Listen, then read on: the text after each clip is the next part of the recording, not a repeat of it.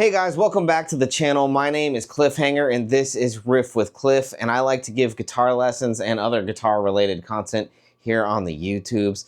Today I was messing around with this riff that I made up, which I thought had some really cool Metallica vibes and Justice for All in particular. To me, when I was playing it, I was like, okay, that kind of sounds like that a little bit, but I don't know any real deep theory or anything. I don't know how to play that Justice for All song. I just thought it sounded kind of cool, and this riff does have some unique techniques. So if you're a beginner, I wanted to break down exactly how to play them. But real quick, if you want to support this channel, you can get the tabs for this lesson as well as the backing tracks on my Patreon. The link is down below in the description, and you will get other bonus content like other lessons and other tabs on there as well. I enjoy making this kind of stuff. It's a lot of fun. Again, I don't go too deep in theory in my lessons. I just kind of show you how I play stuff, because some of the stuff that I'm writing has some interesting techniques and some cool stuff that I have learned along the way. So let's jump right into it, shall we? Okay, starting off, I am using my Explorer because it's got that big, warm, full sound, and also because, like I said, it kind of does have some Metallica vibes, or this riff I thought had some Metallica vibes. The Explorer was a fitting choice. I am tuned down a half step because I think it sounds a little bit more aggressive, a little bit more mean, but in case you were wondering what that sounds like, here it is. Or all together. So a half step down for this riff sounds pretty cool. I'm also running straight into a Kemper with a heavy tone on there because it sounds awesome. Okay, so part A of the riff, we're gonna utilize every one of these fingers here, and I'm mostly down picking, so that's something to definitely practice when doing this lesson. Take your pointer finger, start on the 4th fret on the D, take your middle finger, start on the 5th fret on the A, making this really cool sound. In that cool shape. Very dissonant, right? Then we're gonna take our ring finger and hammer it onto the 5th fret on the D string and back to the 4th fret. I actually pick them all out. I actually don't hammer it on, but you could hammer it on. I like to pick it out because it gives it that clunky kind of sound. From there, we're now gonna utilize our pinky finger going to the 7th fret, back to the 5th fret, back to the 4th fret, like this.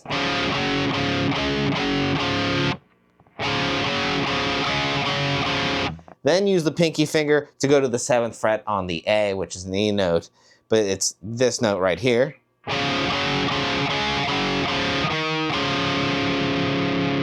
You're always coming back to that dissonant chord.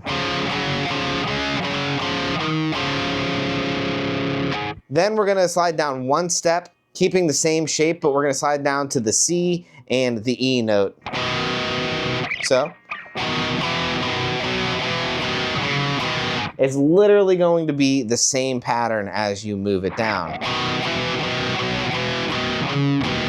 Keep in mind that, again, I am doing down picks throughout the whole thing.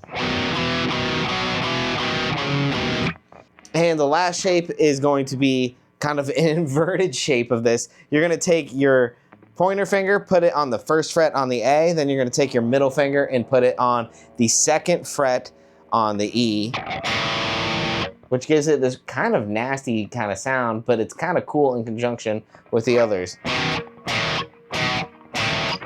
That's what it looks like though. And this time, keep your fingers firmly planted here. You're not gonna lift them up. We're just going to use our ring finger and our pinky to stretch. This is a long stretch, and the run goes like this.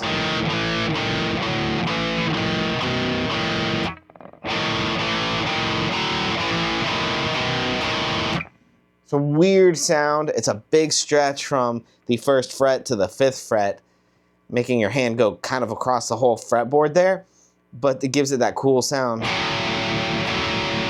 You're playing that A sharp and that G together.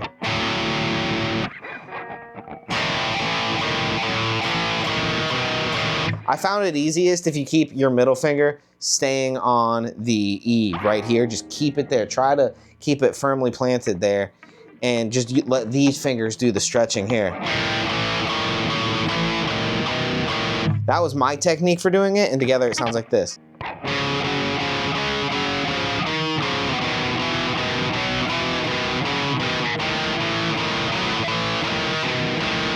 Lastly, we're gonna hit this chord, which is just like an A chord without hitting the A note in the middle. And then I palm mute the whole thing because it makes it chunky and beefy, and I like beef.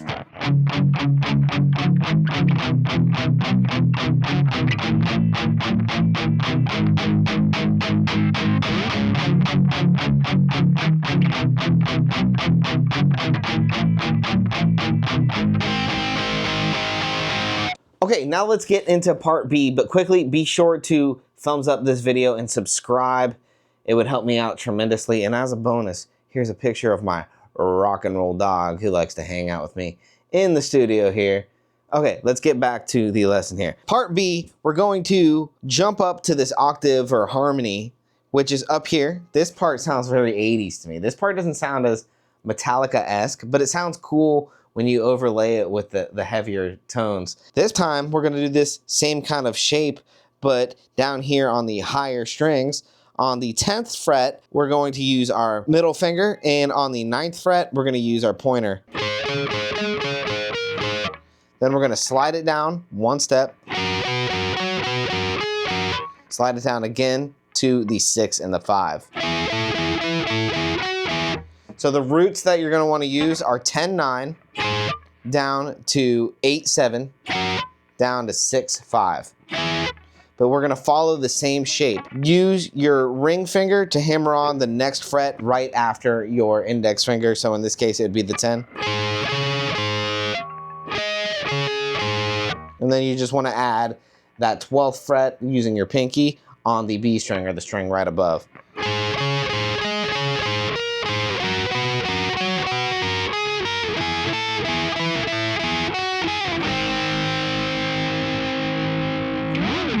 And of course, I was adding a little bit of flair actually by hitting the A note and sliding all the way up the octave because it's, you know, sounds like the grand finale or like the metal at the end.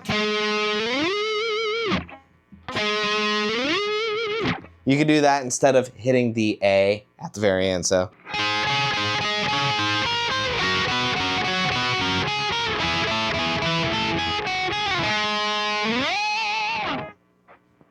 Sounds kind of cool. I like it like that. I'm keeping it like that. So what I really think that you should practice mostly or take away most from this lesson is to try to down pick that whole thing. We're not going up, down with the alternate picking. Keep that hand just going down. And a good way to do that is to kind of just lock your elbow and your wrist in line with the guitar and then push down. Force yourself not to come back up.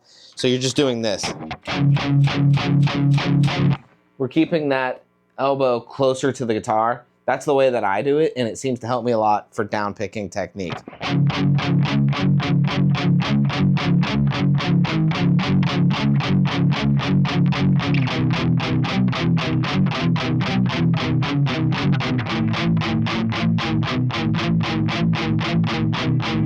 It just makes it a lot easier to do all that kind of stuff, and it's honestly, the down picks sound really cool, really gritty, and even do them up here on the high strings.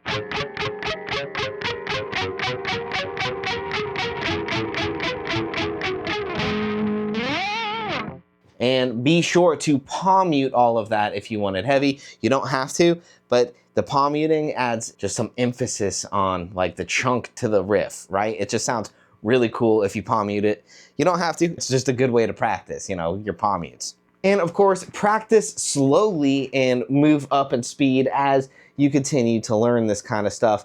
But the best way to do it really is to just practice slow. The tempo of this riff is actually not that fast, but it sounds good at the tempo that it's at. But if you need to take it slower, be sure and do that. Take it slow and work your way up in speed. Just build that dexterity and build that accuracy when you're playing the notes. Try to play it clean. If you like this video, be sure to subscribe. And again, support the channel by going down and clicking on the link to my Patreon, where you can get tabs for this lesson, as well as backing tracks. So be sure and take advantage of that. There's many other lessons on there, as well as tabs for all of them as well. And I'm gonna be putting together some bonus content, as well as some bloopers that, you know, the stuff that you don't see when I'm making these videos. If you guys are interested in other rock and roll guitar lessons, be sure and check out some of these videos here that are popping up on the screen. But I also do guitar reviews on like pedals and amps and things of that nature. So check those out here. I appreciate you guys watching so much. Again, my name is Cliffhanger, and this is Riff with Cliff, and I'll see you guys the next time that I see you. Peace.